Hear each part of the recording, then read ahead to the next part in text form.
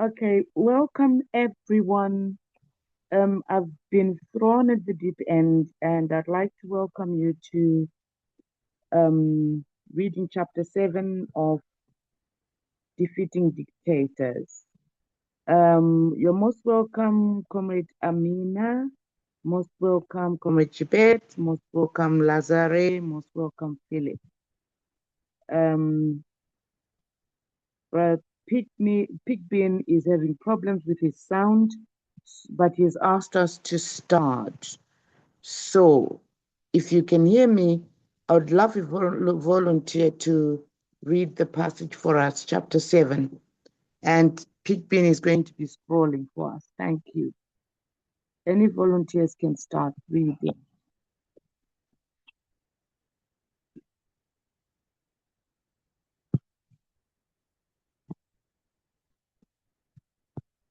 Any readers? Can everyone hear me? Hello? Am I audible?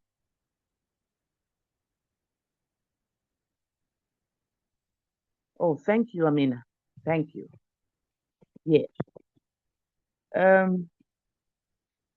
often do the reading, but I was hoping someone would take up the reading. If there is no one, I could still read.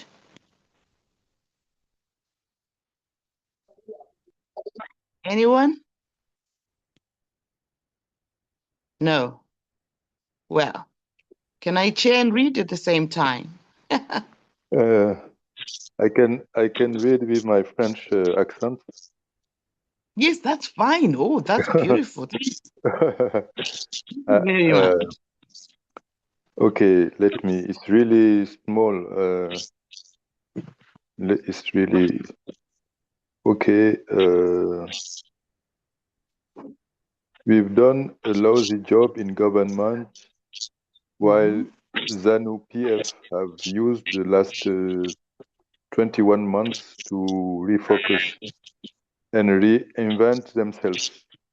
We've lost our identity. ZANU-PF are as brutal and corrupt as before, but much richer. They've got an almost total grip on the Marange diamonds in the cast of the country in the east, and still control the media and security forces. They are much better organized than we are. The polls may still show us in the lead, but almost half the electorate refuse to say how they will vote. There's likely to be massive apathy among MDC supporters. If we went to the polls now, I think we could lose. We've got to start fighting. A senior official of the Movement for Democratic Change, MDC in Zimbabwe. Shall I continue? Yes, please. Opposition weaknesses. This part of the book has been difficult to write because, as we noted earlier, it would be callous and even cruel to suggest that freedom fighters who have been jailed and tortured for their courageous struggle for freedom should have done things differently and thus, by inference, deserved the punishment or fate they suffered. However, this is not the intention. As we saw in the previous chapter, not all revolutions succeed. Failed revolution not only cost lives and resources, but also set back the march to freedom. For every force in nature, there is a counterforce. A force dominates because a counterforce is either non-existent or weak. Democracy has suffered a steady decline for the fifth year in a row because the counterforce of the resistance, both domestic and international, has been weak or crumbling. With such weak resistance, tyrants triumph, dominate, and become smug. In too many places, the opposition is hopelessly fragmented, disorganized, and prone to squabbling.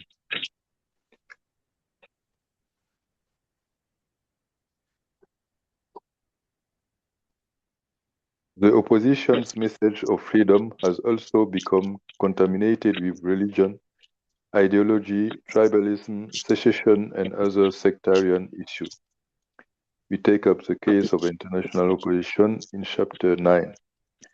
African and Middle Eastern autocrats are masters at outsmarting their quarrelsome opponents and quashing protest. For those of us in the struggle for corrective steps to be taken, critical self appraisal and review of strategies are necessary.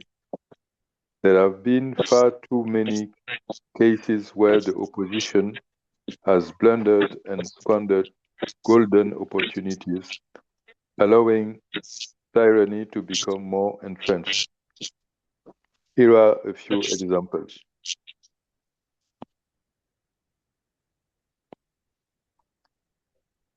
Oh, Ethiopia, there were 90 opposition parties, most of them ethnically based, challenging the despotic regime of Meles Zenawi in the May 2010 election. Syria. According to The Economist, Syrian anger is not only directed at President Bashar Assad and his regime, but also at the opposition. Half a year into the uprising that had resulted in over 2,200 dead, Syrian opposition groups have been unable to unite. Conferences upon conferences and statements after statements have not produced a united front. On August 29, a new National Council was formed and published a list of 94 members, but many immediately distanced themselves from it. Some subsequently agreed to be included. Uzbekistan. Since 1989, the country has been ruled by President Islam Karimov, a former Communist Party boss, who crushes and silences the political opposition. When a presidential election was held in Uzbekistan in 2007, his three opponents each publicly endorsed him. In the 2009 parliamentary elections, all four parties in the race staunchly supported Karimov. Too often, those who set out to liberate their countries from tyranny end up selling out, fighting among themselves, and sowing confusion and carnage. Some opposition leaders are themselves closer dictators, exhibiting the same tyrannical tendencies they so loudly denounce in the despots they hope to replace. Too often, in the past, many such liberators transformed themselves in less than a year into another bunch of vile despots or crocodile liberators far worse than the dictators they replaced. Well, I don't know if someone would like to continue. Thank you very much, my brother. Is there anyone else who'd like to stand in and continue the reading, please? If there is, just jump in there and start reading. Thank you.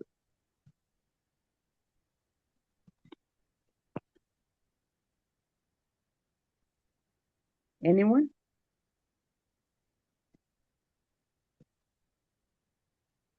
Okay, I can read.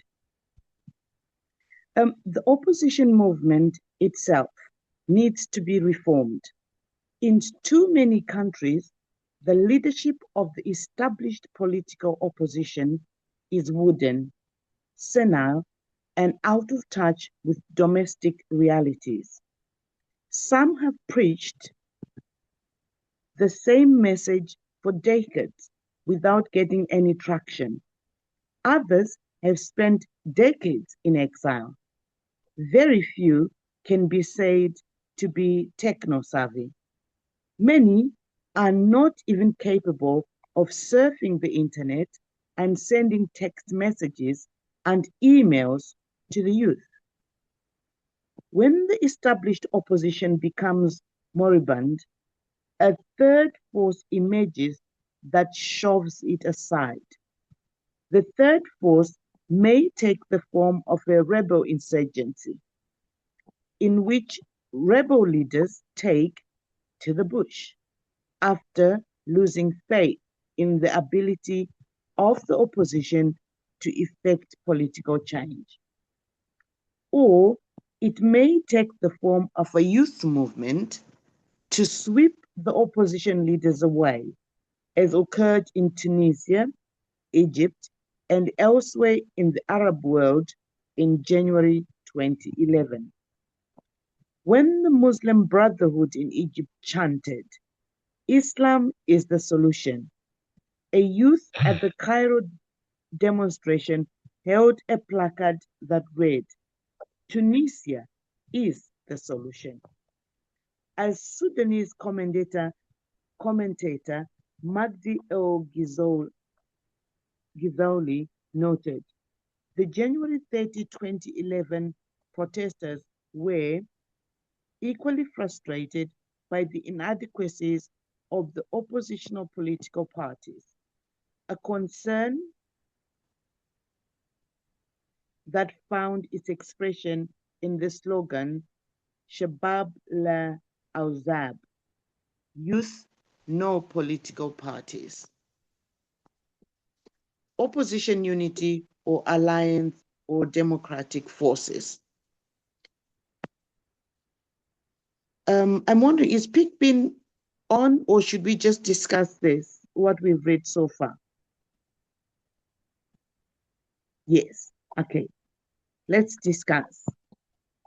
Comrades, feel free to make any comments. Tell us what you think about the chapter that we're reading on strategies, and particularly the weaknesses of the opposition parties. Is there anyone who would like to take us through their thoughts?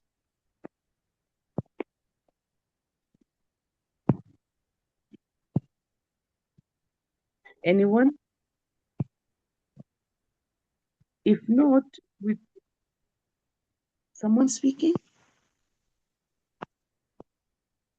Okay. If there are no volunteers, I could maybe just go through the list of the people in the meeting and we can all share our thoughts. Remember, there's no right or wrong. Just feel confident, express yourself, and tell us what your opinion is. I am going to start with, I don't see any hands up. So I'm going to go down my list. And the first person on the list, excuse my pronunciation, is Jebet Amdani. And then after that, we've got Amina in that order. Jebet, what's your comment about the passage so far?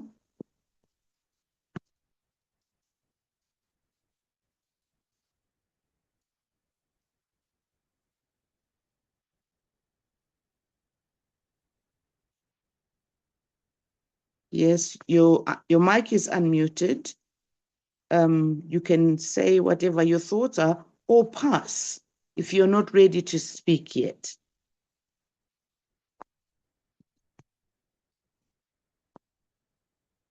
Oh, we've lost Jebet.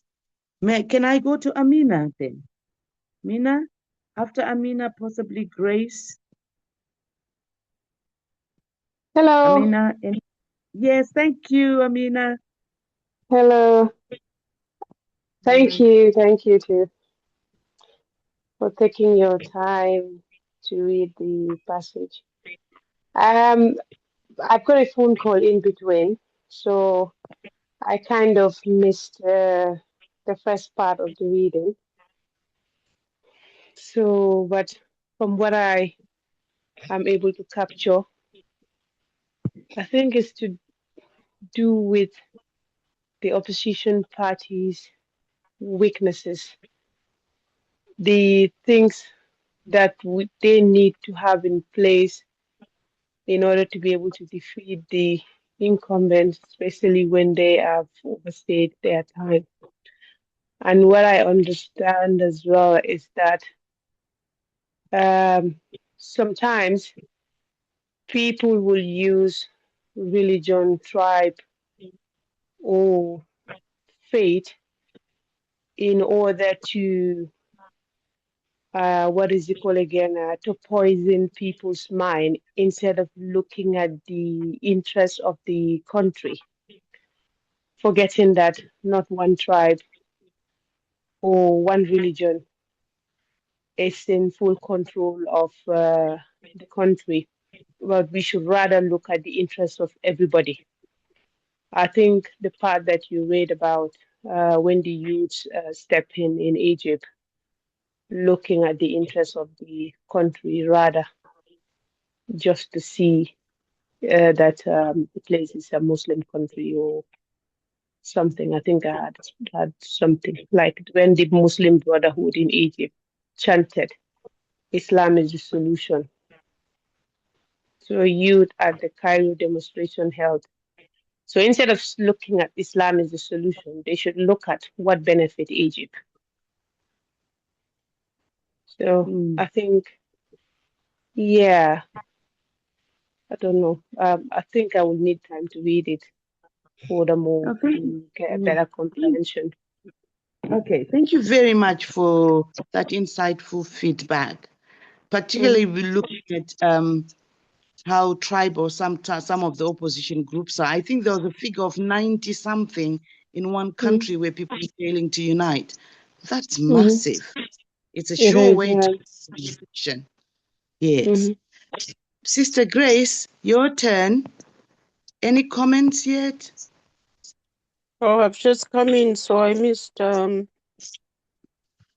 reading. I just heard the bit about texting, not capable of testing, using social media and to engage with the youth, which I would agree with, because a lot of people think Facebook and all these other ones are for young people, therefore they don't get involved, or they just use them for posting pictures of themselves,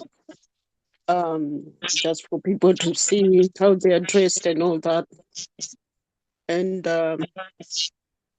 I think, again, I'll give an example of my own country. I think that's how the politicians missed what was happening on the ground, because they kept saying, oh, Facebook doesn't vote. Oh, that is a Facebook political party. Don't listen to them. So they thought what was happening on the ground was different from what was happening on social media. And they got the shots of their lives when the elections happened. And the outcome just shocked everybody. They kept saying, how did that happen? How did it happen? Because they were not listening to what the young people were saying on Facebook, because they don't really count. They just feel they don't know anything. They don't know what they're doing. They just talk. They call them, what is it? Facebook warriors, meaning they just Yeah. type nothing that they know about. And then because the politicians were at the time mainly the elderly, um, they had no idea what was happening amongst the young people.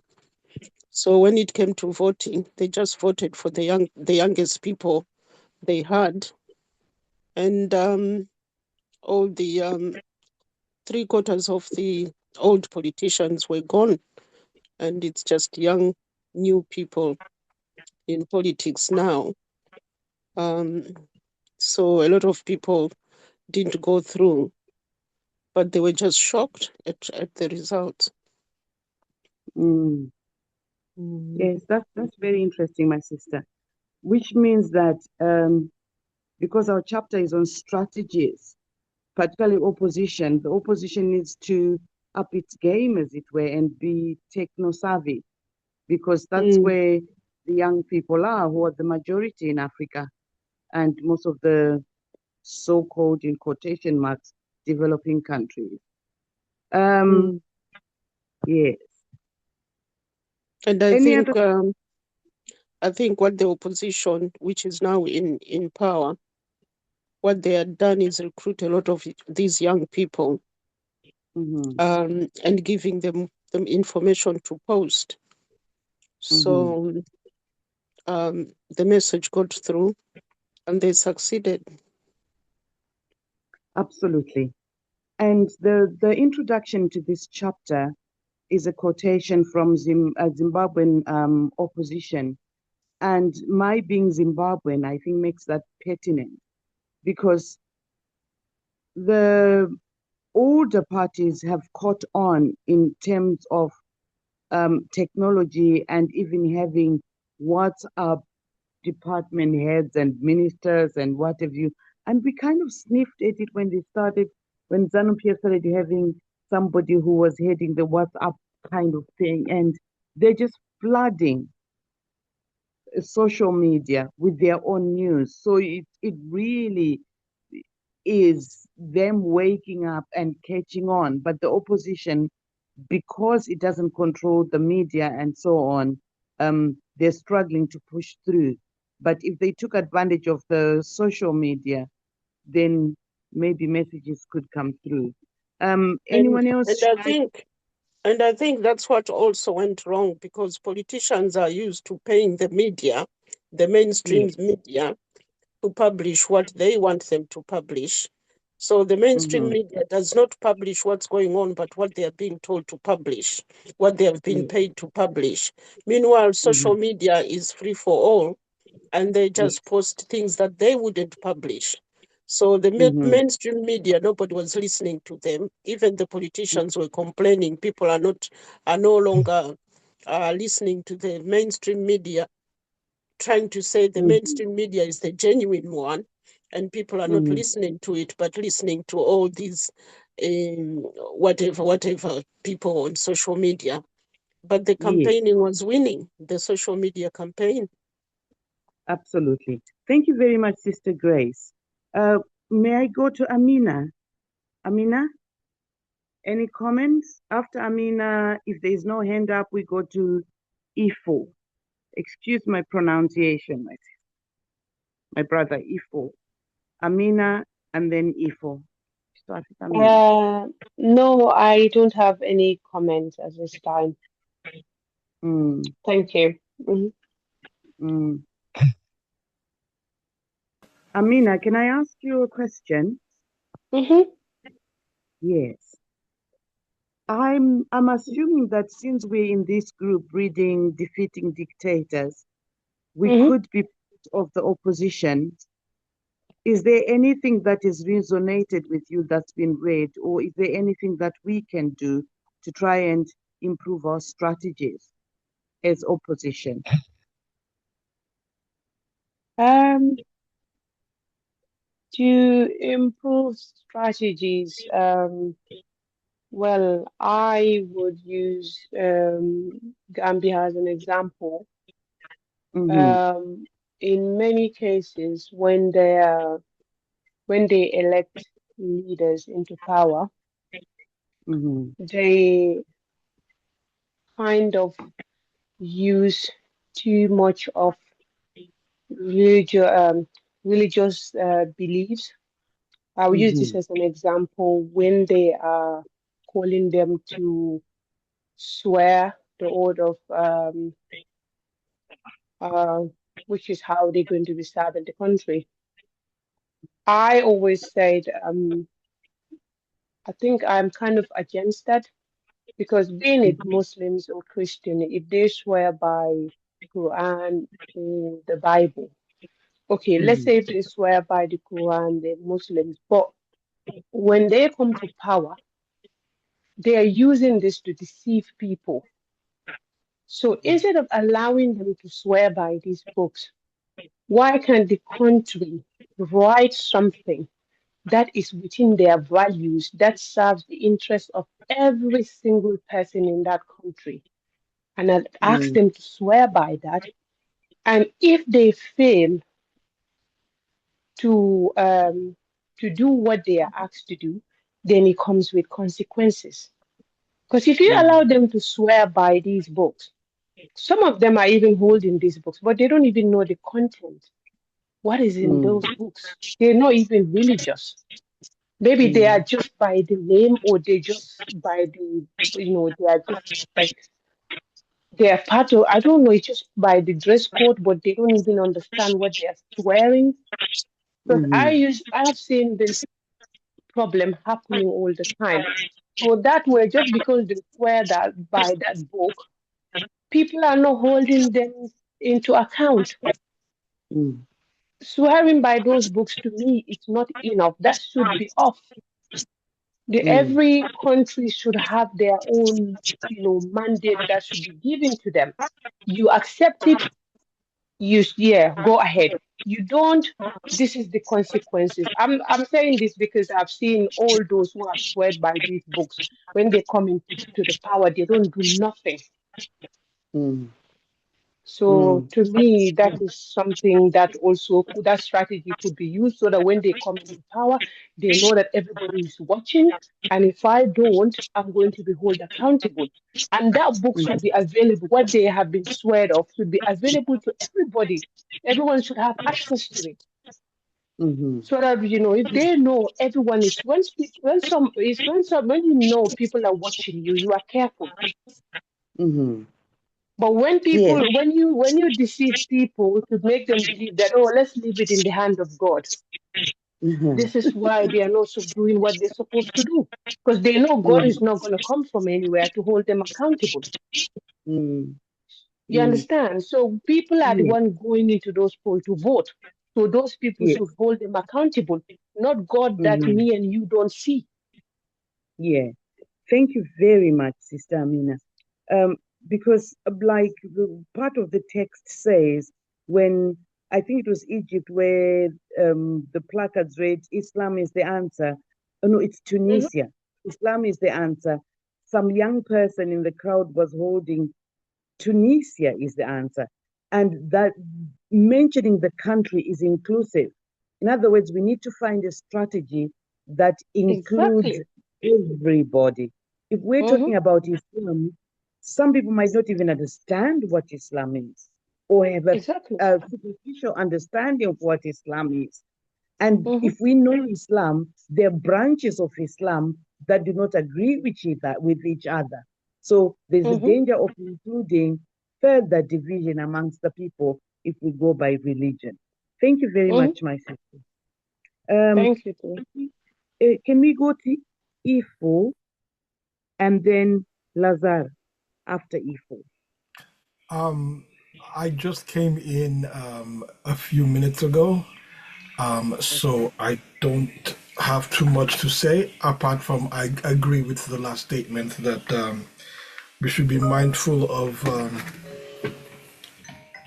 the colonizer's religion, whether that's the colonizer from the Arab world or the colonizer from Europe, and also be mindful of using the colonizer's systems of governance, which were not designed to help us but to destroy other peoples. But that's all I have to say for now. Thank you, my brother. Um, since you've mentioned that we need to be aware of the dangers of adopting either the colonizer's religion or the colonizer's systems, what do you have in mind?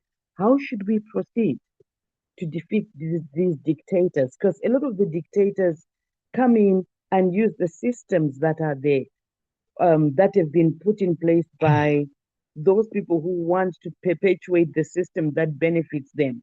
How should we get out of this stranglehold? Would you mind hazarding some suggestion of how we could go about getting out of this stranglehold? Oh yes, there are simple but drastic solutions that we can take. It involves knowing who we are, not who they say we are, but who we truly are. And then secondly, collectively finding out in the specific areas where we are how our ancestors govern themselves. And if we Mm-hmm. say that we are independent, then we should run ourselves based on our wise ancestral ways. Now, the reason why I'm saying wise ancestral ways is because not all of our ancestors were wise. So Absolutely. those of them that made mistakes, we can learn from those mistakes.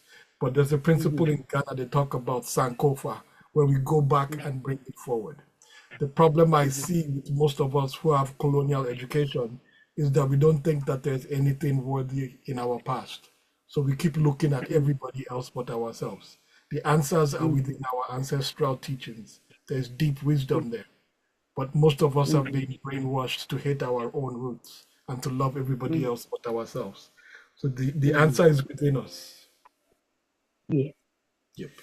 Thank you very much, my brother. Um, I'm going to throw a question to the whole group or anyone else who would like to respond. My brother Lazaro, you can continue in response if you so wish. The systems that we've inherited in Africa, um, including the boundaries and the systems of government, are so entrenched, and we are alienated from the old systems. How are we going to implement the new system that we want to put in place? Because I'm just imagining the dictator has fallen. What strategies should we have to kind of introduce a system that helps us to go in the direction that we need to go, which is sankofaring and moving us forward? Any thoughts or suggestions about how to do that? Because a lot of people are scared and because they can't think of anything immediate. So we're living with the devil that we know. What should we do? Um, I oh sorry, go Okay, ahead. no, I'm just thinking here. Sorry, my brother. I'm just thinking of the Sahel. They've come up with a method of trying to turn things around. Would we think that's an example that we could use to try and find our way and establish our own way whilst breaking away from the claws of the colonizers? Um, the Sahel way um, is one way, but I would not necessarily consider it. I would consider it a step in the right direction, but still shackled by Arab colonial ideology, Okay. which is problematic. Mm-hmm. Uh, but that being said, I think the need for collective economics that Mm-hmm. because if we continue to use the colonial capitalist system Mm-hmm. as opposed to cooperatives or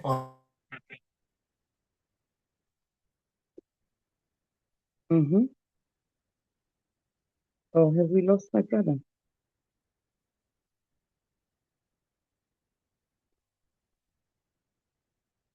Brother Ifo, I think we've lost you, if you can hear me.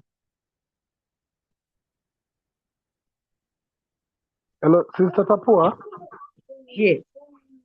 I would really like to hear what members think on this paragraph that is on the screen. That too often. Okay. All right. Um, okay. Right. Thank you very much, my brother, for redirecting us. That paragraph, I'm going to quickly read through it, and then we're going to um, go down the passage, the list of people finding comments. The paragraph reads, too often, those who set out to liberate their countries from tyranny end up selling out, fighting amongst themselves and sowing confusion and carnage. Some opposition leaders are themselves closet dictators, exhibiting the same tyrannical tendencies they so loudly denounce in the despots they hope to replace. Too often in the past, many such liberators transformed themselves in less than a year into another bunch of vile despots or crocodile liberators, for worse, far worse than the dictators they replace. Any comments on that, please? Any volunteers? My apologies, my computer crashed. I'm not sure where I left off. Okay. We've got a hand up. I can't tell whose hand that is. It's WHK. Yes. So, welcome. You can go ahead. Thank you. Greetings to everybody. Mm-hmm. That passage, to me, says a lot. Mm-hmm. Maybe I should ask a question first. I don't know, and maybe just as a thought. Let me put it this way: is corruption an ideology? If it is or if it isn't, what is the ideology with which to fight against corruption? I will leave it there. And while we are there, most oppositions chant corruption, corruption, corruption. Mm-hmm. And I'm confused whether corruption is the easiest way to fight when you are fighting the government in place, or why is it so prominent? And whoever takes over, corruption just keep on growing. Mm-hmm. So now, these people, many a time, the opposition, many a time, they see a gap, like you would call it in business terms. They see a niche somewhere there, but they lack the political ideology to take any country forward. So once they have taken the reins of government, they get in a state of confusion because they don't know where to end. They don't know where to start. And the thing is, even if they are confused and they don't know where to start, it has now sunken in their mind that they shouldn't relinquish power, this power that they have seized. So desperate to retain this power that they have seized by whatever means, by whatever lie, they become more worse than the person that they have toppled or the person that they have replaced. Because what is now in their mind is just survival, to stay in that position that they have taken. And that's why they became, in my opinion, more worse than the other one. The other one, especially the ones that comes from liberation wars, the Mugabes, them, the Sam Nuyomas, them, at least they had a clear-cut ideology, and that is to liberate the country. And that's why they had popular support. But the one that had to topple them or replace them, they were just pure opportunists who saw some of an opening there. And many a times, oppositions are funded by the ruling. They are small babies of the ruling parties. And many a time, oppositions are splinters from the ruling party. Meaning they grew up in the same ideology as the ruling party. But now their time has come also for them to become leaders. So they splinter from the main group and form opposition, which does not have a clear-cut direction as to what should be done. And many a time, these people who goes and form oppositions out of the big parties are backbenchers, are not the big heavyweights per se, are just people who stand up. Seriously, who one can say, but what does he know? But then he piggybacked on, say, corruption or anything that tastes nice at that moment, and people swing to them, and then from there he doesn't know what to do. Let me stop there. Yes. Thank you very much. Is there anyone else wanting to add on to this? The strategy. Like Sister Tapua, maybe I can still add something. Yes, that's fine. Go ahead. Like in the demonstration of Egypt, one shouting Egypt, one protester saying Islam is the answer, and I suppose at the same demonstration, another protester says Tunisia is the solution. Now, is Tunisia a solution to Egypt's problems?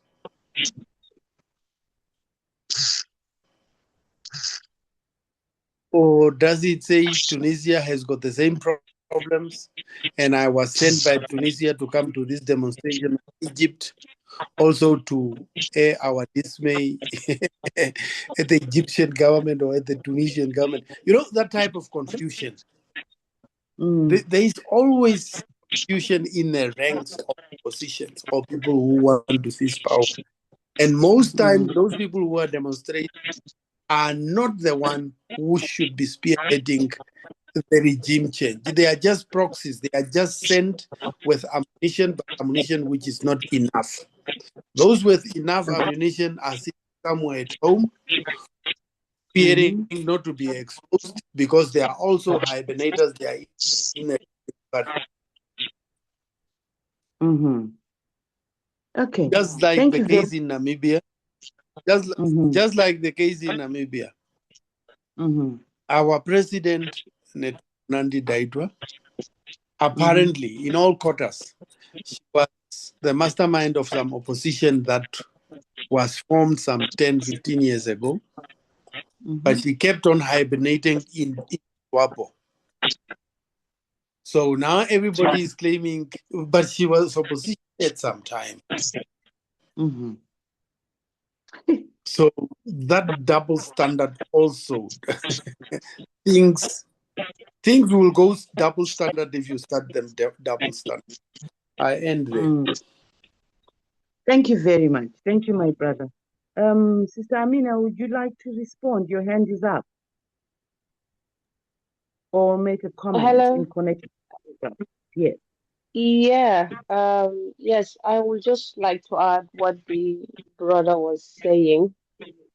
Um, Going back to what we were talking about, the chanting of Islam is the solution, and others are mentioning that Tunisia is the solution, which is to look at the best interest of the country. Well, I think to do the strategies that could be put in place has to start from the grassroots, which is to work on the mindset of the people. How we work on the mindset of the people, we need to start educating each other to see each other as one to start with. So when we change our mindset, automatically the slogan will be changed. So when that is changed, whoever is put into power, also a strong accountability system have to be in place. You know, sometimes most of these people who are dictators and corrupt, they don't do these things on their own. They have a support system.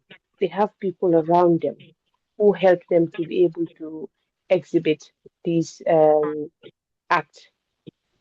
But if those people around them, their mindset is changed, they have been fed to look at the best interest of the country.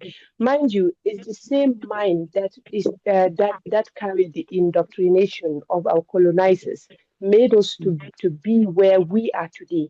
The same mind can again change if we change the system. So when the colonizers came, they indoctrinated a system in us that made us only look at what best serve their interests. The same system we can use now to put in our people to put the love of Africa at first, love of their country first. If this is in place, I think this will help a lot. This is one strategy, and this can only start from the grassroots. The mindset of people have to be changed, and that change cannot be without proper education. Yeah. So, Yeah. Thank you. mhm. May I ask what do you mean by proper education? Because if we're going to use the systems, like you say, that were established by the colonialists to propagate our own ideas, how effective is this going to be, considering that we're in a neo-colonial context where those that are interested in our demise are When throwing I maybe leaders to us and when supporting them? when we talk about like proper education, we are not talking about the education that the colonial masters put in place for us. Mm-hmm. Education that serves the best interests of Africa, the education that was written by Africans, education that was discovered by Africans, not what was brought to us. You understand? These are the kind of education we need, and only that education can take Africa forward. Because any other education that was brought to us, we either know it or not. Underneath there is something hidden that does not serve our interests. Mm-hmm. So you can look at our most educated ones in diaspora and other countries. When you put them in power, what do? They become Western puppets Mm-hmm. because they think only Western education only Western education is what can make you a better person, what can make you stand out. But not knowing that that education, yes, it can help you with one or two things, but then when it comes to you being you, it's not there. It's like they strip you off. Yeah. So you Right. Thank you. cannot be without them. And we don't need Mm-hmm. that. Yes. Right. Thank you very much, my sister. I've got an example of Zimbabwe. I'm Zimbabwean. Hmm. The Zimbabwean government tried to introduce their own system, their own education, and their own parallel system that almost is running concurrently with Cambridge, Oxford type education. And what's happening in the country is because the government has forced people to take the children through the Zimbabwean system, the parents still insist on their kids sitting privately within the school system, the Cambridge, because they are hoping to get their kids out of the country and go elsewhere. And that's where you have the education that you're talking about, that we need to educate the parents to see the importance, but they should also see the systems working. And in this country, the systems are not, the intentions are good, but the systems are not working because of high unemployment and so on. Thank you very much. I will give Sir Welcome 1 minute to make a comment, and then we can move on to other people who have not made any contributions yet. Sir Welcome, 1 minute. Your hand is up, Sir Welcome. Sister Tabua, Yes. I've said it so many times, Mm-hmm. and I will continue saying it so many times Mm-hmm. until it sinks in our skulls. Mm-hmm. Sister Amina, Thank you so much. And Kwame Nkrumah has said those who have studied in the US have got a different mentality. Those who have studied in Ghana, a different mentality. You see, when you get educated in England, number one, you fall in love with the culture. Number two, you fall in love with the environment. And number three, you fall in love with the system itself. Imagine somebody having lived in England for 10 years and now he's coming back to Zimbabwe. Is he Zimbabwean or is he English in Zimbabwe? That's where the problem is. Everything that he sees it from the perspective of the environment that has shaped him to be the person that he is now. What do you expect from him? The education system, we did not develop an education system. We have inherited an education system, just like you rightly put, Cambridge system. Whose system is that? What is that system going to teach us? If I had time, I will never take my children to any formal education. I would have taught them myself at school. Teach them theology, teach them African spirituality, teach them subjects that will get them bonded with their environment. Education that will teach them to be African and to love themselves as African. We cannot get a solution to Africa if we do not develop our own educational system. That's where our problem. That's where we are puppets of the West. And I forgot to mention that if you are opposition, you are influenced by geopolitics.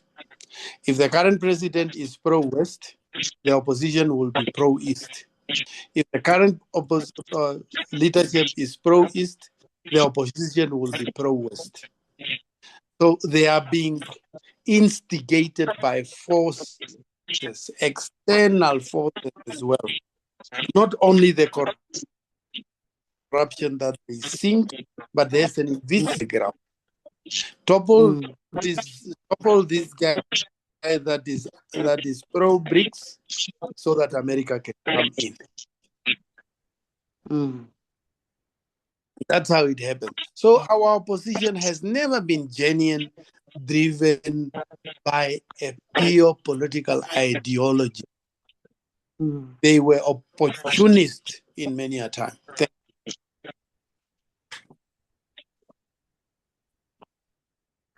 Thank you very much. Am I still audible? Yes, you are. Thank you. Thank you. Say welcome. Can I take this opportunity to ask Brother Pigbin if he can speak to make his contribution? Hello, can you hear me? Yes, we can hear you, my brother. Now, there are a few things I'm picking up from this reading. And permit me to start with the first section. Here, when we look at I'm interested in the second paragraph, that for every force in nature, there is a counterforce. That's very important. But again, if you look at the initial starter paragraph, you say that the first paragraph, it says that the part of the book has been difficult to write because, as noted earlier, it will have been curious and even cruel to suggest that freedom fighters have been jailed and tortured for their courageous struggle for freedom should have done things differently, and thus, by inference, deserve the punishment or the fate they suffered. What I'm interested in is the last part of it, which says that, however, this is not the intention. As we saw in the previous chapter, not all revolutions succeed. Failed revolutions not only cost life as well as resources, but also set back the march for freedom. Anytime people go out to try to make a change and it doesn't work out, they get so discouraged. It costs a lot. That's why we look at this we should expect here that for every force in nature, there's a counterforce. Anytime you try to think that you're going to overthrow a government, they will also rebel. And they say that a force dominates because a counterforce is either non-existent or weak. And what we are trying to sort here is starting by the weakness in the opposition. So we are starting to sort the weaknesses in the opposition, which means the only reason or some of the reason why the despot or tyrannic leadership is insistent is because the counterforce of the opposition is weak. That's also very Sister Tabua, can you mute yourself for a second? All right, I'll do that. Now, then, I'm also interested in the paragraph that said that with such weak resistance, tyrants frown, they dominate, and so they dominate and become smug. So that's also very important. And you look at even the paragraph that the sentence that first says that in too many places, the opposition is hopelessly fragmented, very disorganized, and prone to squabbling. That's the problem we are facing in Kenya today, and it's common in many other countries, where we want to remove President Ruto, but the united opposition is no longer united. I'm also interested in the second line of that says that the opposition message of freedom has also become contaminated. So whatever message they have is contaminated, and it's contaminated with what? With religion, with ideology, tribalism, succession issues, and some sectarian issues. So the opposition cannot agree because maybe one opposition side is either religious, either Islam, Christian. Others ideology are either capitalists, others want to be either socialist. Others from this tribe, others from that tribe. Others are the one who want to be the leader to retrieve the outgoing. So all these are fragmentation that we see. But we are also told that these autocrats are masters at outsmarting their quarrelsome opponents and quashing protests. And you have seen that. These guys, sometimes when people try to remove the dictators or those in power, they think that they're foolish. We have to remember always that they are masters in outsmarting the people. And in bringing down the protest, they are masters. So you see, it's very important. That's why the author is now calling us that for those of us in the struggle, for corrective steps to be taken, critical self-appraisal and review of strategy are necessary. And he's saying very well in this intention that he's trying to alert so many scenarios where the opposition have blundered. And we look, for example, at Ethiopia. In Ethiopia, there were 92 opposition parties coming up, and they were ethnically based. In Kenya, here we have 96. My party might be 97 or 98, but we're in the whole process of doing that. Those are a few things I wanted to alert, alongside also what we wanted to alert here was those who become liberators change now to be the tyrants. And you see maybe people like Akina Museveni who went to the forest now don't want to leave power. People like Akina Kagame and the rest are in the same scenario. And when you go down here, you see it talks about now the use of IT, technology, and those other things. And also the highlight paragraph that has been said that when they talk about Islam, somebody say Tunisia. So I think those are a few things that I wanted also to highlight. Thank you very much. Back to you, Sister Tapua. You can unmute yourself. Okay. Thank you very much, my brother. Thank you for giving us a summative analysis of the passage. But I'm going back to Sir Welcome's comment, which seemed to imply that this system does not work for us as a people, as a continent, as Africans. Should we go along with this system? Because all the countries are suffering the same problem. And because of who we are and the tendencies of grouping into either tribal or certain affiliation groups, what system should we come up with? I know Brother Ifo has had his hand up. My brother, would you like to unmute yourself and make your contribution, please? Just 1 minute so that we give others a chance to come in. Thank you. Okay, just one correction. It's a Okay. philosophical correction. Okay. It's not that the system is not working. The system is Mm, working. It's doing mm. exactly what it was designed to do. Okay. Yes. Yes. Okay, it was designed to destroy us, and it is doing it quite Mhm, effectively. That's one. mhm. And then the second thing is, like I said about Sankofa, we do not need a new system. Okay. We have systems that have existed for thousands of years before we were invaded. What we need Mm, collectively to do is to remember that the answers are already there. And we just need mm, to learn to trust in ourselves, trust in our ancient traditions, and move forward with it. mm. Um, one second. And when we do that, we would learn to know who we are. Mhm, When the issue is not tribalism, technically is not the issue. mm, That is a divide and conquer brought around by colonialism. If we truly understand ourselves and the way our ancestors work, we will have the spirit of Ubuntu. So I know I'm mhm. Isoko. That doesn't stop me from being in unison with anyone that is from any other cultural or national background.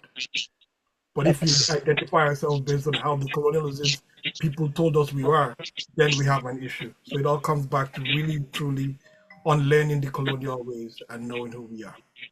That's it. Okay. Thank Thank you. you very much, brother. Ifo, may I know where you're from, or which connection you are with, which African connection you are in?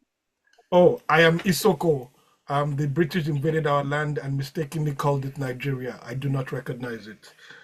I also Okay. currently am in temporary exile for the last 35 years in a place that they call Canada, also by the British with land that they stole as well. And Okay. unlike Right. what has been said about those of us who have lived outside, the longer I live here, the more I love Africa and the more I hate this place. Thank you.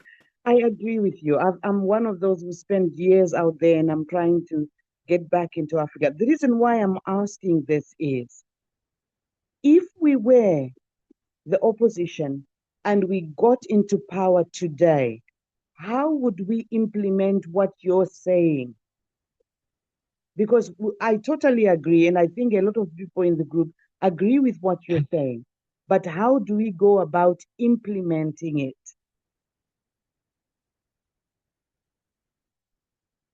Was that for me Over or to you, just man. general? Yes, it's to you first, and then anyone else can come in. Okay, I have two answers. The Mm-hmm, All African People's Revolutionary Party, which was started by Nkrumah way back in the day, is still alive and kicking. Blueprint has mm-hmm, already been put out and it was released back in, I don't know, the 30s or 40s or 50s. It's there. mm-hmm, Secondly, if you're talking about the colonial territory that they call Nigeria, there's also a political party called MOP, which is Movement of the People. It was started by mm-hmm, Fela Kuti. Party is still alive and kicking, and the systems are already there. It's just that the colonial powers don't want us to unite on those principles. Thank you. mm-hmm. Okay, so bearing that in mind, what should we do? We're the opposition. We've come into power now. We've got those parties going. How do we go about making sure they start working and get to the people and implement what we need? Because we were talking parties, we're talking about old systems that we had.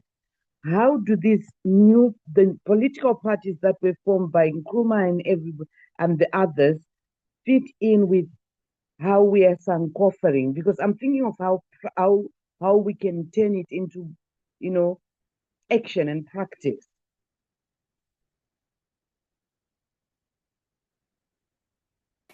I Sister see other Grace. hands, so I'll let Oh, them sorry. answer. Okay. Sister Grace, 1 minute. Okay. Just agreeing with what Brother Ifo has just said, that the system is working, and because it was designed to do just that. So what's happened is that whilst we are trying so hard to implement these colonial systems, we continue to wipe out everything we knew about our own systems.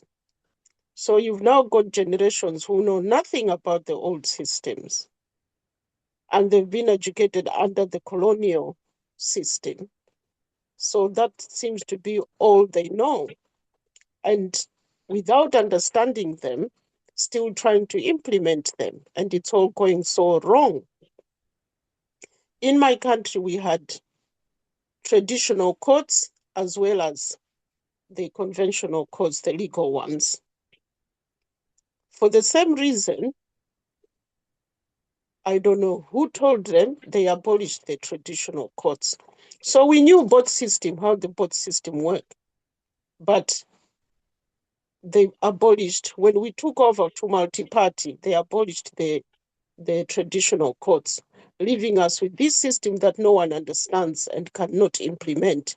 In the end, it's just corruption, whichever way they want to interpret it.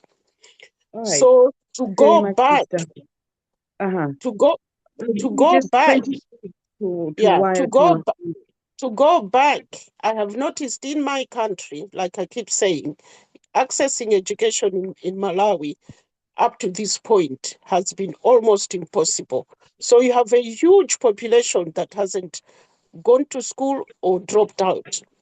Those people have come up with their own system. They are now fighting the elites and the educated. And because they are the majority, they have built their own system and they seem to be winning. And that's why we had a different type of results this election, because they were driving the force, the campaigns and everything. They know how to use social media. Somehow they Okay. know how to use it. Mhm. So they're Okay, coming thank you. up with the system with sister. chiefs in their own communities. And Okay. now they're having people in power like the mayors, the Mhm. speakers, and bringing in a completely different way of doing things.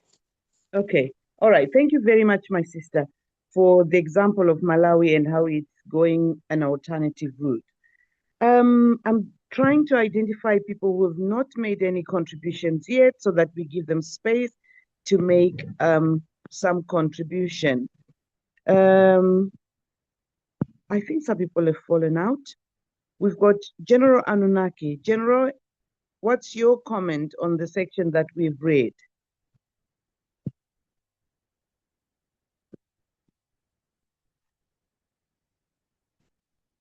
General Anunnaki?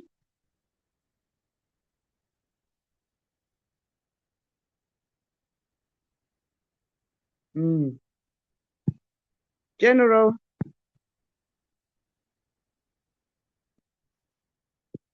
right. I don't think he's able to speak.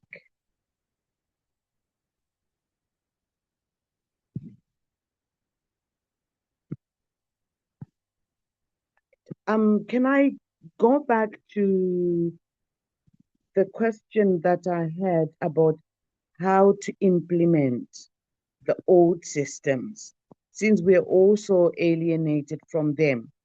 And our brother Ifo has said, yes, the Sahel is on its way to trying what we need to try.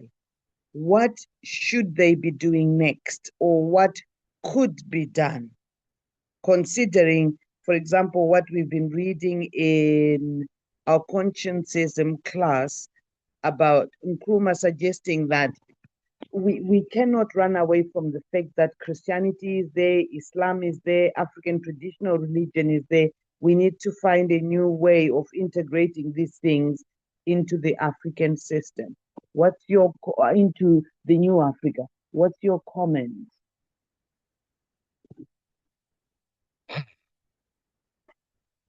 Anyone?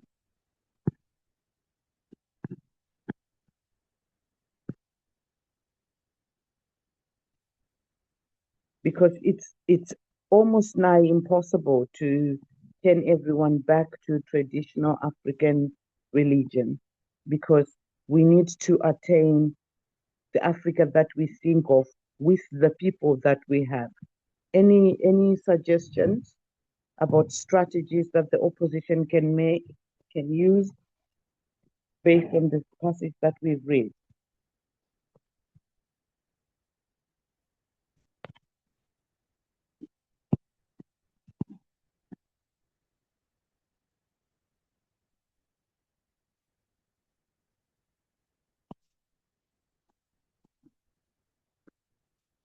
Brother Pigbin. Brother Pigeon.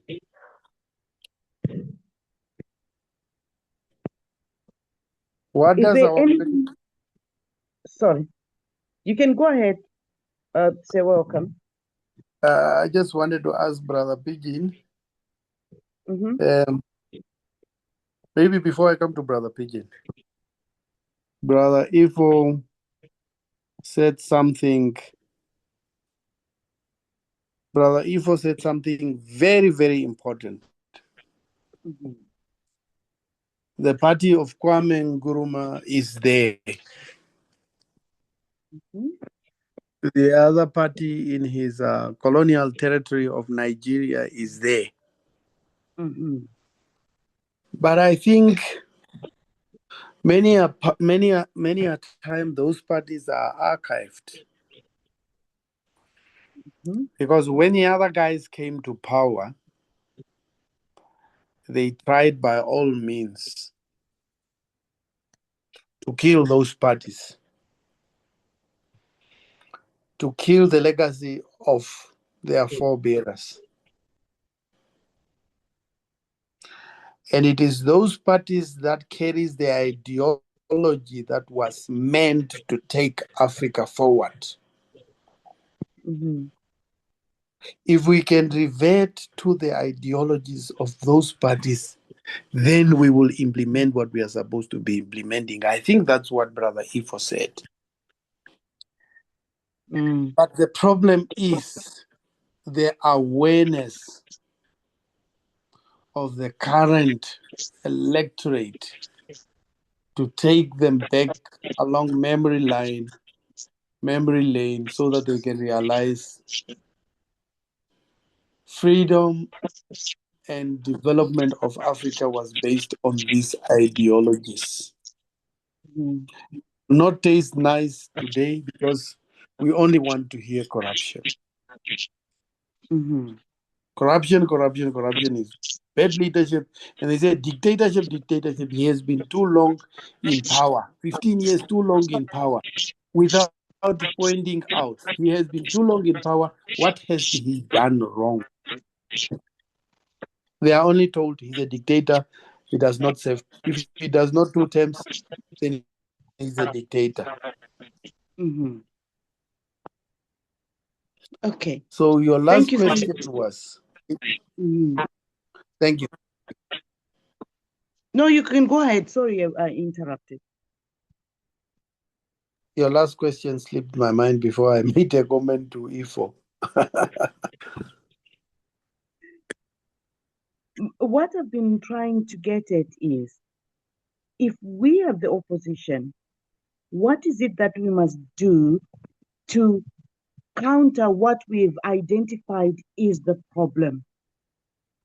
Because it's one thing identifying what the problem is, or what the challenges are, or what the West intends for us to be, to continue to be confused. What should we do? Because we've got this party that's been said is there, which you're saying is archived.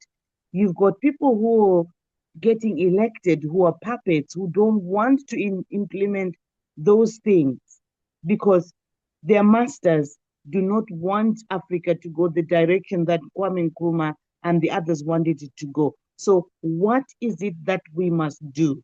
We, the people who are the opposition. That was the question that. Sister Oh, thank you. Sapua, Thank you, can I sister. come in? Yeah, Yes, sure. yes, thank you. And Brother Pigeon, before you come in, what is our ideology there that we are peddling? Is it also corruption there in Kenya? Thank you. No, thank you. You see, my little understanding on the political issues since I joined consciously is that there are two philosophies. There are materialists and idealists. Now, these two philosophies then generate so many ideologies. So the idealist can generate several ideologies that might be counter what we want. Sister Tapua, mute a little bit, please. Okay, Then so the materialist can have another ideology. Now let me go back to political level. Nkrumah founded the CPP, and the CPP actually offered mostly consciously and got the independence of Ghana. And you remember Nkrumah going to CPP was when he was after the Gold Coast Party, United Gold Coast Party. And he felt that there was no proper either ideological implementation or clarity. That's why he went for CPP. Now, when Nkrumah was close to being overthrown, I think he's only founded the All African People's Revolutionary Party. But he has recommended this party in his book, The Handbook for Revolutionary Warfare. On that particular level, in the writings of Nkrumah in the Handbook of Revolutionary Warfare, Nkrumah is becoming a bit militant in his approach because he's trying to understand that the democratic processes, so-called democratic processes, is not tenable to even change a dictator. And even if you change and get a revolutionary leader, the systems of democracy might not sustain the leader. And that's what happened when he realized that he was ousted, and then he came to Handbook of Revolutionary Warfare. If you look at how Nkrumah discussed the strategy and organization of a revolution in the Handbook of Revolutionary Warfare, Nkrumah reached a level of consciousness that the revolution in the continent may not be peaceful through the ballot to democracy, but maybe we might reach a level of being violent and being militant, too militant. That's what we are getting from Nkrumah in the two parties. So Nkrumah is the author of two parties. But again, politics in Africa revolves around persons and parties. So there's so many called political parties that exist in the countries, like what has been listed to be 92 political parties or 93. Basically, those are 93 individuals rather than 92 political parties, but individuals. Because parties lack a common ideology and philosophy. The party I'm founding in Kenya here, Accountability and Transparency Party, prior to myself getting to fascism, or before the 2019, his ideology was closer to something called social democracy, which I just read somewhere. But in his reformation on his registration that's ongoing, the ideology of the party is consciousness, something very new that even the officers are not aware of. So it's still incumbent on me to bring down the ideology the simplest way possible so that the people can understand the ideology, and how the ideology can form policies, and that policies can then inform their actions and their values. Now, this is lacking. Apart from a political party in South Africa called EFF, Economic Freedom Party, we know they fight for freedom, economic freedom, from their name. Our party is Accountability and Transparency Party in Kenya. Of course, you can say we fight for accountability and transparency based on our name. So there are a lot of some mismatch on the people understanding the ideology and the philosophy of the party, and to be able to be disciplined enough to be guided by that. I think it's Sekoture or Ameka Cabral talking about this in one of his books on revolutions. And I think that is what is most important. The higher cadre of political parties must understand the advantages, the importance, and subscribe to the ideology and philosophy of the party. And they must do their best through what we call mass education to conscientize the population to also understand and master the ideology and the philosophy of the party.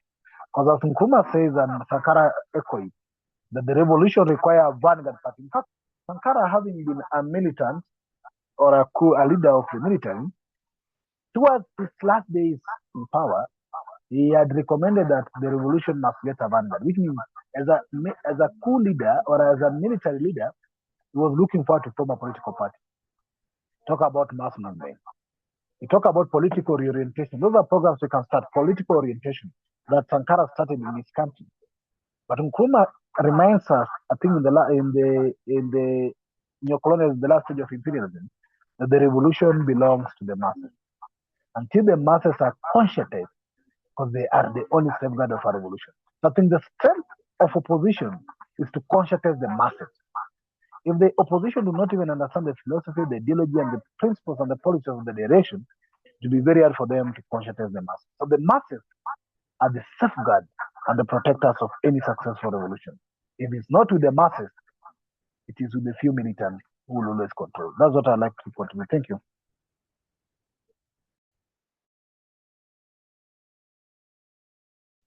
Thank you very much, Brother Pigbin.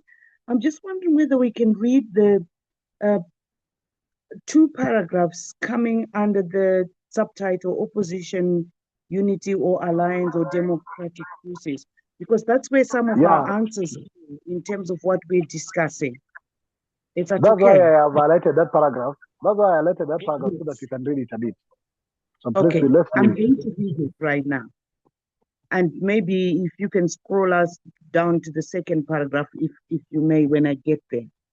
So, opposition unity or alliance of democratic forces, which is really important for progress in terms of removing the despot. As we saw in the previous chapter, two key ingredients in a successful non-violent revolution are the receptivity of the regime to change and opposition unity. No single individual or group by itself can effect political change. It takes a united opposition or an alliance of democratic forces.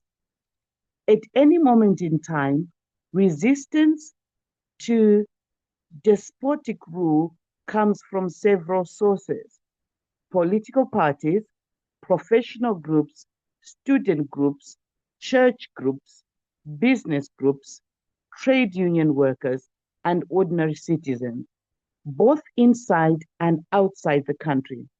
But too often they operate separately or independently. Some advocate democracy, others intellectual freedom, and still others religious freedom. However, their activities are not coordinated. There is no concerted effort and no road map. The primary focus of all opposition groups, sorry, I've missed first line, I need the first line, right. The primary focus of all opposition groups should be to remove the despotic regime from power and establish a level political playing field. The despot will never establish a level political or economic playing field. Thus, when a transition process is being drawn up, all energies should be on halting or changing the process. All other issues, such as who should be president, what type of ideology the country should follow, a political platform, whether the country should have a new currency or a new flag, are irrelevant and secondary. These issues are divisive, and nothing delights a tyrant more than a divided opposition. Should I go on? Should I stop there? No, stop there if you wish. Yes, because of time.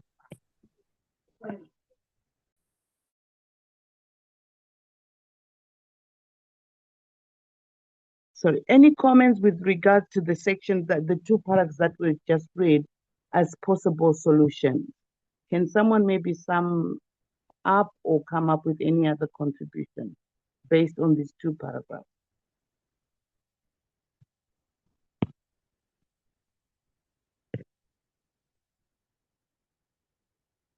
There are no hands up. Can I ask anyone who has not spoken to maybe make a contribution? General Anunnaki, you'd said you needed 5 minutes. Are you ready to speak? No, Sister Tapua, just Yes. finish that paragraph because there's a subheading coming below. So just finish the two paragraphs that are remaining. Oh, the two paragraphs that are remaining. Okay, I'll do that. Okay, so which paragraph am I starting? All right. If the despotic regime is drawing up rules for a transition to democracy, all energies must be focused on ensuring that the rules are indeed fair and just, and that the political field is level.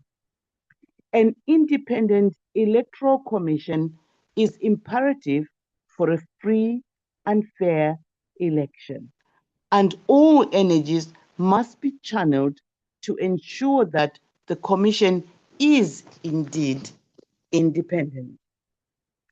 This was not the case in Belarus in the December 19, 2010 presidential election. Long-term dictator Alexander Lukashenko won handily because his government controlled the media, the intelligence agency called the KGB, security, and the police forces. In addition, the head of the Electoral Commission, Lydia Emoshina, was in the pocket of Lukashenko. Worse, the opposition was split between 9 opposition candidates challenging Lukashenko. They did not stand a chance. Should I end there? I think so.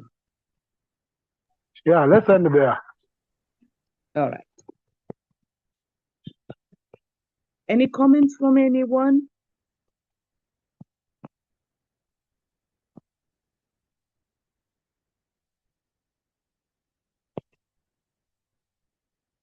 Could I make a comment? I know I'm the chair. You're the chair, so you can proceed. Right.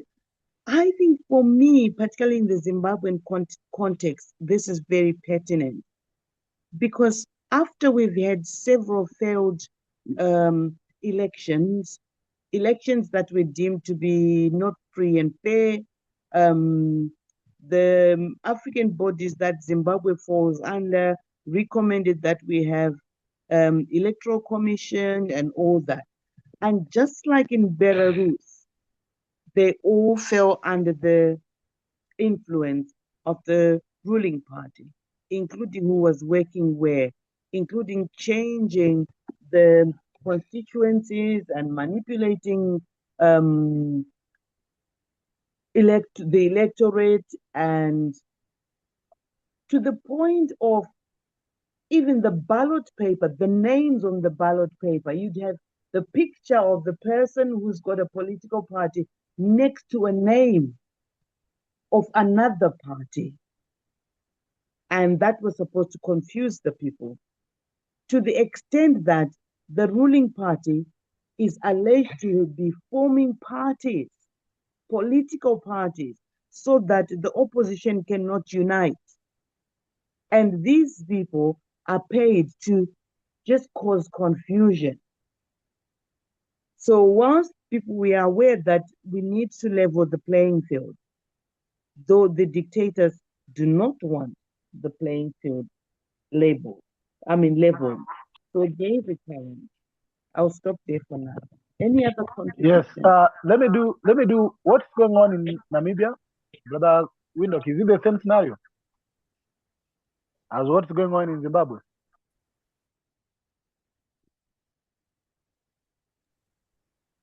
Yes, it is. The leader of the official opposition before the current one was even slightly being bankrolled by government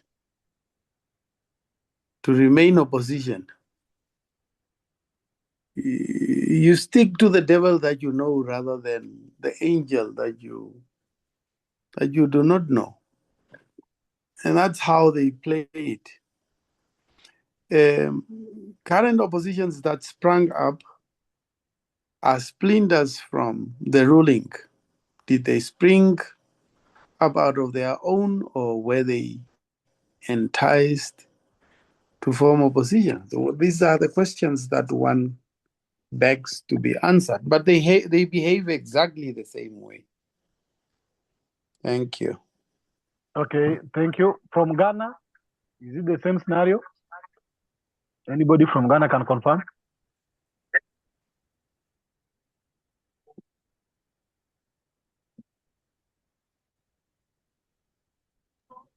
Okay, we don't have our Ghanaian brothers and sisters today. Okay, in South Africa, is it the same thing?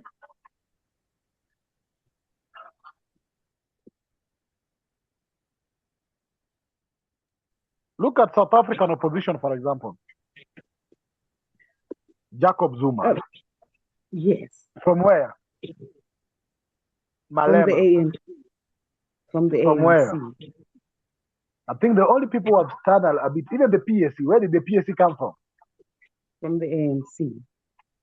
Now, it means, even in Kenya today, the people who are calling themselves United Opposition was former deputy president, two former deputy president, former minister of interior, and former minister of defense. What is that? Same scenario. I don't know if that's the case in Malawi, Sister Chisomo. Is there that Oh, there's play? only one party in Malawi. No, I don't think so. Sister Chisomo, is she around? Hello? Yes. Yeah, what's the question? This play of dividing the oppositions, buying the electoral commission, and ensuring that there's a continuous fragmentation, is it the same thing you're seeing in Malawi? Maintaining the fragmentation. Sorry, I didn't hear the reading. Okay, what you're saying is that you realize that the oppositions are maintained to be there, as many as possible. Now, look for a take case example. What happened in Tanzania? Madam Suluhu detained the strong opposition leaders, then invite 17 people to run for presidency, so that you can then call that election that it was democratic because there were so many presidential aspirants, and end up getting 98%. What is that? Somebody said we have one political party. Yeah, somebody was saying the Malawi only have one political party. Can he just explain that one before I answer? No, he's asking the question, do you have one political party or not? No, we have many. Okay, And that we had 17 candidates during our elections, which belong to different parties. So let me give you a clear example in Kenya. For example, let me just tell you a scenario in Kenya. In 2022, when I was running for presidency, there were 57 presidential aspirants. 57. Out of 57, I was, of course, the youngest in the list. There were 47 who were independent candidates, so they never belonged to a political party. 10 were from political parties. Then the Electoral Commission gave us the form for going to seek supporters for the presidency. The form you go to collect endorsement for presidency. We were supposed to collect 48,000 signatures across the country endorsing our candidature, whether you are in a political party or you're an independent candidate. Now, those forms, we picked them on April 20th, 2022. And we were supposed to return them in a month's time. So in a month's time, you need to give the all resources to go around the country and collect the signatures. Now, in the signature form, there was no place for contact. But when we were returning the forms, a week towards the date we were supposed to return the forms to the Electoral Commission, the Electoral Commission then says that those forms must come with photocopies of IDs of those who signed. Now, Femi, you've done all your process. If maybe you managed, you've collected 48,000 signatures, you've collected from different people in the villages, you brought them in the city. There's no contact of these people. How do you go back to the village to start looking for their photocopies of ID? And there was nothing in the document asking for that information. There was only ID number, signature, and their names. So they didn't want the ID number anymore. Now they want a photocopy of that ID. Yeah. And that was 1 week to the deadline of meeting, of the deadline of the qualification. So you remember, this is an electoral commission coming up with a technical strategy. So, Mhm. so were you disqualified for not providing these ID cards, copies? That is what happened.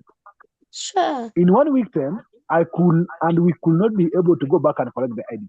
Now, surprisingly, some candidates who were never known, because they were this current president and the former prime minister, the late former prime minister Raila Odinga, they were the top candidates. Now, some candidates actually brought the ID copies. I don't know how they knew it, because they could buy it from any other sources possible, hospitals, telecommunication companies, and anything else. They could buy it very fast and see how they could work out. Some of them who even tried to submit their forms were told that their documents were never seen.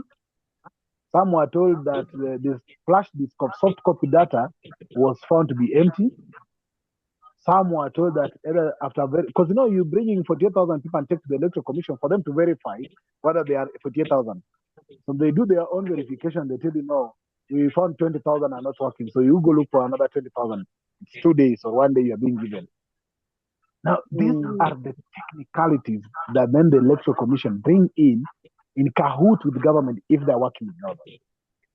Now, 2 candidates came into the list out of 57. Only 4 found themselves on the ballot. Yes. 2 were known as very prominent candidates. So there were new 2 were introduced. One was a bishop who was never had anywhere that was part of the presidential or whatever, because he was never popular. Nobody even knew him. Yes. He Comrade Pigben, I'm can I ask finishing, you to Sister explain Tapua. that so we can have, because of time, so we can have Brother Coco, whose hand has been up for a while. I'm just finishing with this. Thank So you. there was a candidate who was a bishop who was never known, but surprisingly qualified to get those photocopies of ID. We don't know how. And the other person was this guy who was Rastafarian, who was fighting for ganja. Was a lawyer who was never known, only came in the last year of election and also found himself on the ballot. Now, it says even the election is manufactured, organized, and is for the benefit of the ruling government, the way they want it. Thank you. That's what I wanted to highlight. Okay, in answer to that, yes, we do have that as well. Sorry, sister. Can I ask Brother Coco to make his contribution, because we've got 5 minutes to the end of the meeting.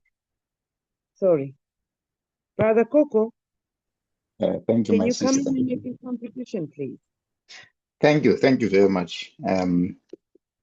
Apologies, I was late. I was really overslept last night, so I was catching up on sleep this evening. What we are reading from in the text provided today was more about the split in the opposition, the fragmentation of the opposition, as well as the control of the Independence Electoral Commission. So with regards to the fragmentation of the opposition, that works in the favor of the ruling party. And we have seen them doing that in several countries. But in other cases, as in South Africa, it didn't work for the ruling party in that case. It worked against them, because what happened is the new party, MK, led by Zuma, came in and took lots and lots of votes from the ANC and forced the ANC to go to bed with the new colonialist DA. So South Africa is completely different picture in that case. But talking about fragmentation is what is a weakness in most of us as Africans. If we really wisen up, we'll realize just how much we lose out by fragmenting against the ruling party, the incumbent party. Is a problem as Africans. And this problem goes far It doesn't just limit itself to politics. Look at what happens when the parents passed away most of the time. The children, instead of uniting and uh, working on the estate together, they will rather divide that estate. They will rather split it. And even the way Africa has been populated, you can argue, was a symptom of this. Most of the younger or the those who inherited the kingdom will continue in the existing kingdom, but the younger ones will go further and forth to find a new political sphere for themselves.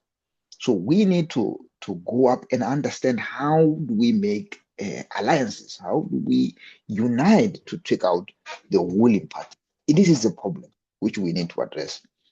With regards to the independent electoral commission, I really don't know how that can be independent. It's very, very difficult. It's very difficult. Again, it's another model that comes from the West.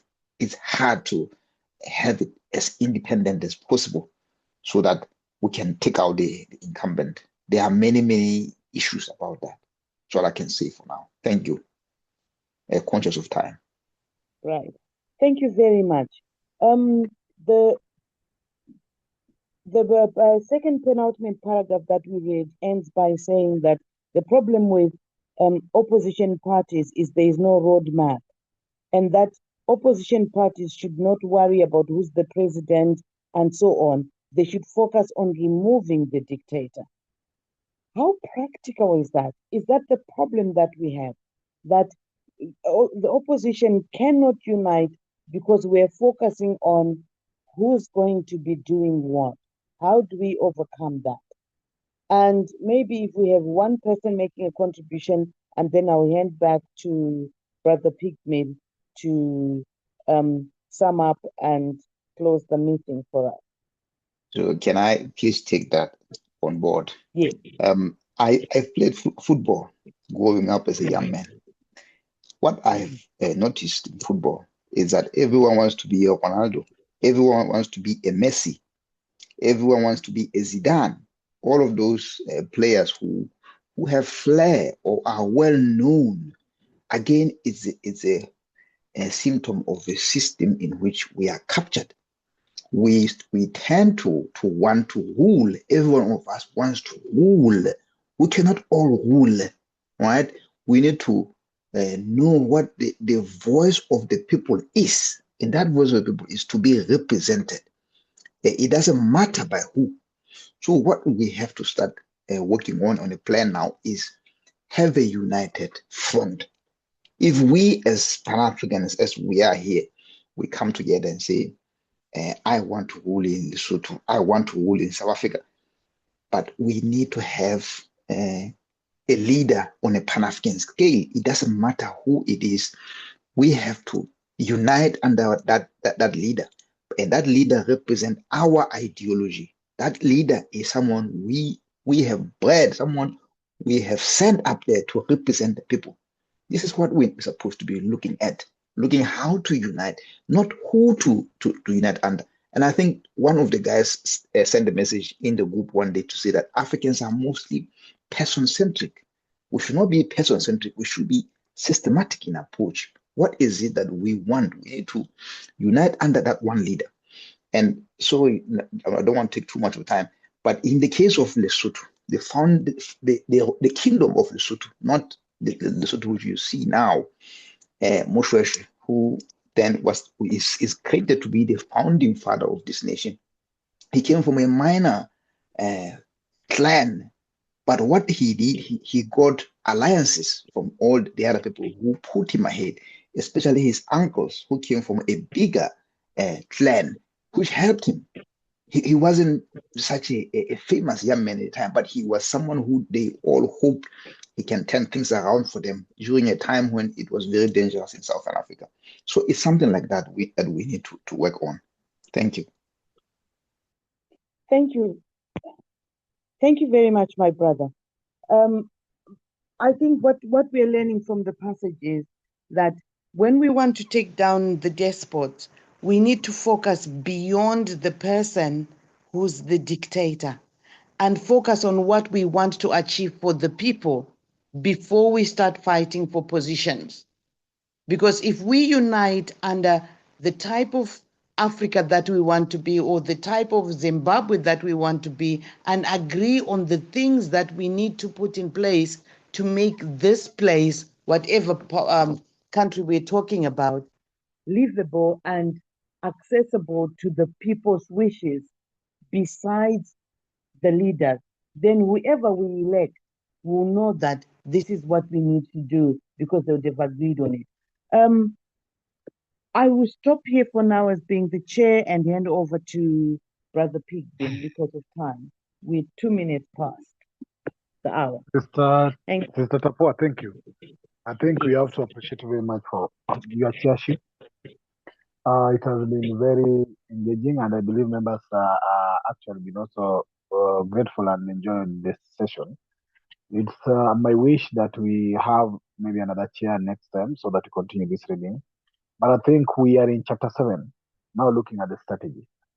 And as we get that opposition is one of the strategies, we are also learning the weakness of opposition and how to fix that weakness. So the first part was the weak opposition, which is the challenge, and then the alliance of the opposition and the rest, which should be the solution. So we are doing two things at once. Go back again and look at what is the weakness and read what is the solution. So we look forward to continuing this in our next session. And I believe that we'll meet again so that we continue on Monday. Please always spare your time. I know it's very expensive to have that or time, but please always join us on Mondays. Thank you very much for today. And those who have joined us for the first time, let's meet again on next Monday. Bye bye for now. Yes, thank you. Bye bye.